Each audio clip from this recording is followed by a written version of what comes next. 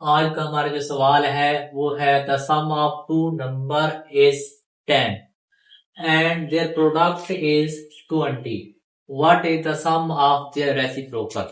तो आपने एक बात याद रखनी है, जहां पे भी इज आए उसका मतलब होता है इज इक्वल टू, और यहाँ पे ऑफ है, ऑफ का मतलब होता है प्रोडक्ट। तो अब जैसे इस स्टेटमेंट के अंदर आपको उसने दिया हुआ है इज का मतलब है इक्वल टू। तो क्या कहता है the sum of two number. अब हमें पता नहीं है कि कौन कौन से नंबर है, तो हम यहाँ पे लेट कर लेते हैं। लेट टू नंबर जो है वो कौन से हैं, एक्स एंड वाई। फर्ज देखिए कि हमारे पास जो दो नंबर है वो एक्स है एंड वाई है। तो स्टेटमेंट के मुताबिक क्या कहता है सम।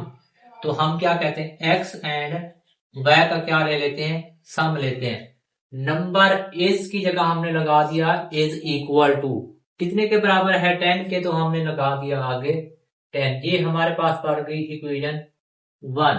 अब इसी स्टेटमेंट में हम इसका नेक्स्ट पार्ट पढ़ते हैं। वहां क्या लिखा हुआ है, their and their product. Their से मुराद होता है यानी इन्हीं दो नंबर का प्रोडक्ट क्या होगा, यानी एक्स एंड वाई। यहाँ डॉट लगा दो, ब्रैकेट लगा दो या मल्टीपल का साइन लगा दो, प्रोडक्ट का मतलब मल्टीप्लाई ही होता है।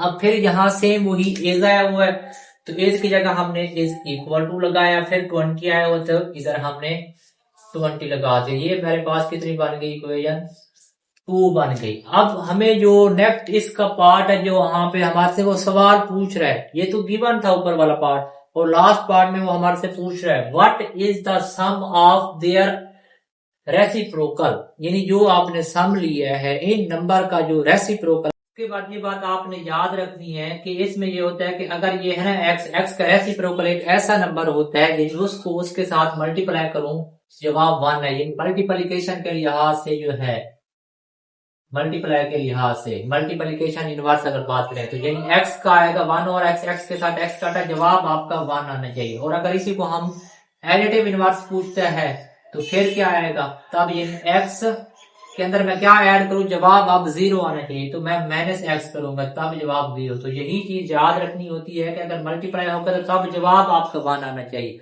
अगर एडिशन होगी तो तब जवाब आपका 0 आना चाहिए। तो अब इसी तरह इस सवाल में भी कहते हैं अब इसका इनवर्स निकालो।